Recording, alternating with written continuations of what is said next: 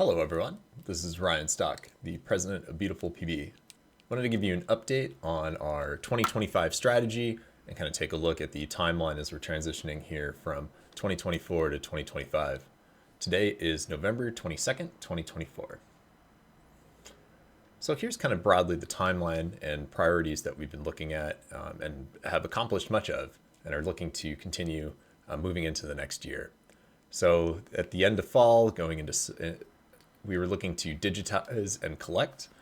This involves largely me just recording a lot of meetings on Google Recorder. This enables transcripts and recordings and using AI to help with notes and other just reference material, really just building up that digital layer of history with all of these in-person meetings and trying to make them more accessible to people that might not often attend or are unable to attend the actual in-person meetings around town.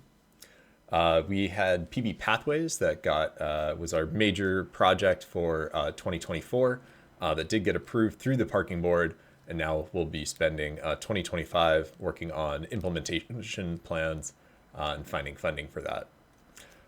Finally, on the digitized side, we are looking at these traffic counters. We're testing the Teleram traffic counter. It's a small little window unit. It's priced very reasonably for like citizen data collection. So that is something more in scope that we could do relative to like kind of the municipal priced counters, which are in the tens of thousands of dollars to collect. So we're just in the early phases of testing that, hoping it'll work before we expand to a larger network of 10 to 20 devices along the PB Pathways network. This fall and winter season, we launched the Arts District. So very excited to have a group of very passionate artists and art enthusiasts looking to do a lot more events there. We attended the Beach Fest art walk. We had at Beach Fest, we had a art booth where we were just kind of starting that idea of just more community engagement with art. And we're starting to plan art events, both big and small. So stay tuned for more events like that. We're looking to have both like small, frequent events where the artist community can come together, and even just people that want to doodle a bit. And then obviously like the big, large events like a art block party type of thing that take a little more planning.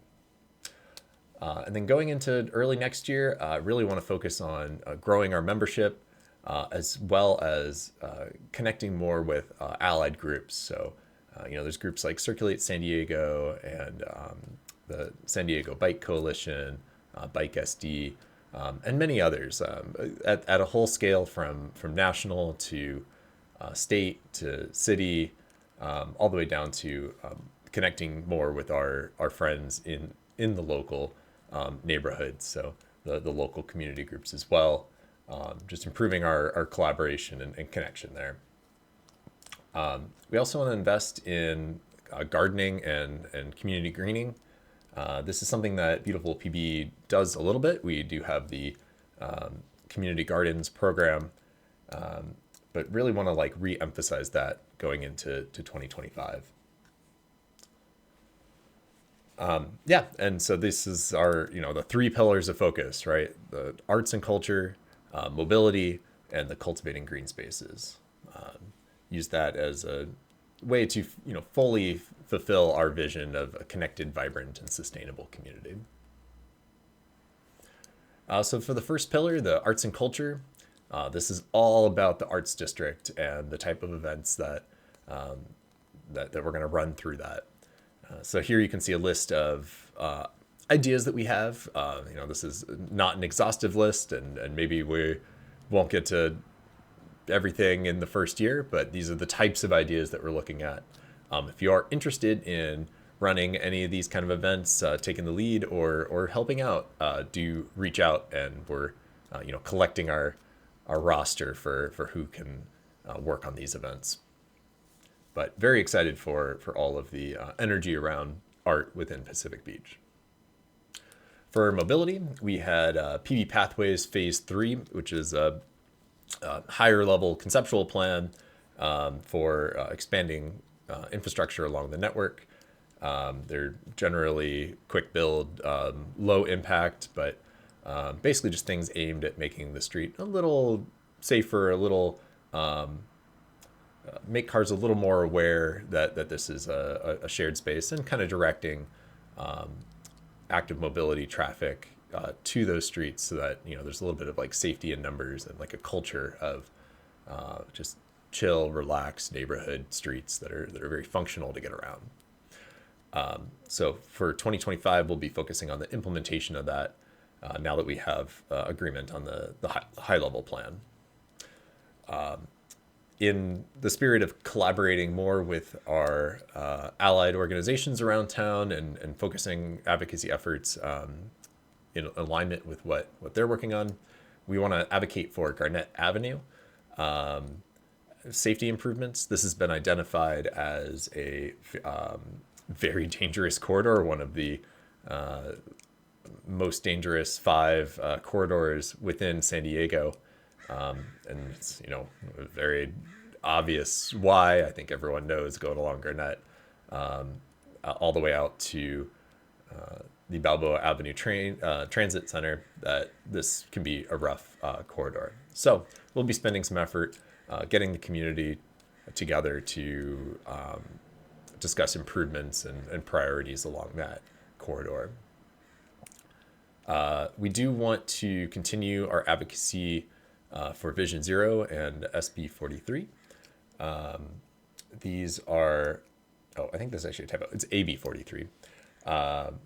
That is a law that allows for the lowering of speed limits under certain criteria. So we'd be looking to lower the speed limit potentially from 25 to 20 miles an hour in certain areas, or from 35 to 30, just in those like core business areas or very like busy areas where traffic might actually flow much better if everyone was moving a little bit slower, but you line up with all the lights, and the overall congestion is just it's moving. Then it's a safer, chill beach vibe. And then we're looking to do that data collection, which I already spoke about. All right, pillar 3, our community gardens. So this is what we're looking to do. We're looking to identify multiple planters and garden spaces, both like spaces that people have available, like on their private property or near businesses, and find connect them to people that want to do gardening in their community and are willing to consistently show up to support those gardens.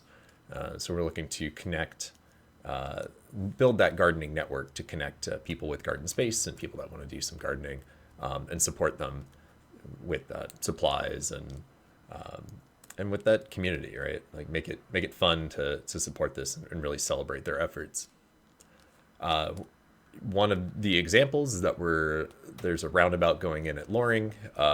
We had tried to advocate to have some landscaping built into the roundabout. It doesn't look like that's going to be able to happen, but maybe we can do planters on top of it. So this is something we're looking into. If we are able to support it as a nonprofit, then we can get the city on board.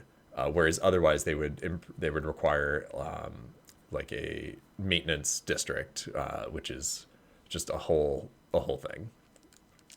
And then let's have some events, right, that are also celebrating the beautiful greenery in our neighborhood. A few operational things. Since 2020, we have had all of our monthly meetings online.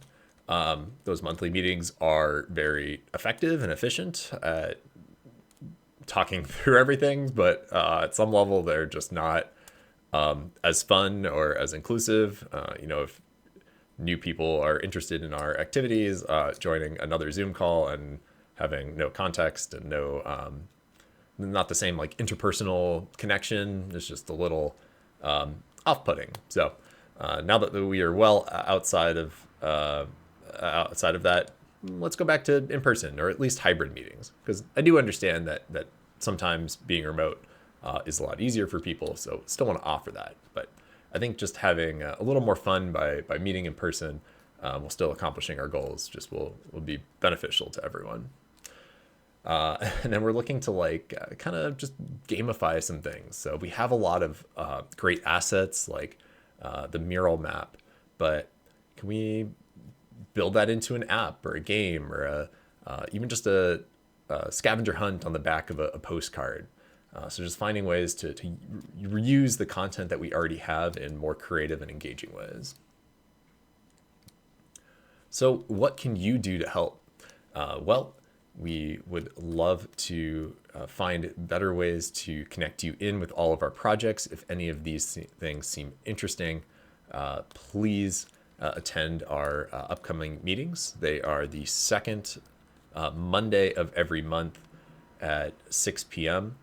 We'll be meeting in the library, the Taylor Library, starting in January. And then going forward from there, might meet at a few other fun locations as those opportunities become available. But do follow along at the Beautiful PB newsletter. And if you have interest in any specific things, email me at info@beautifulpb.com. And that goes to my inbox, and I'll reply there from mine. Yeah, and we got some next steps on exactly what we're doing here. The arts district has formed, and the planning group is working through that.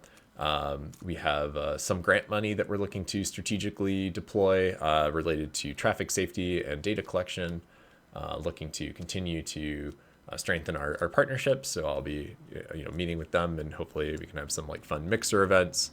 And then our arts district will start planning some bigger events like a art street fair and things like that. Yeah, definitely encourage you to check out PB Pathways Phase 3. That is on the website beautifulpb.com. You can find it under the PB Pathways section.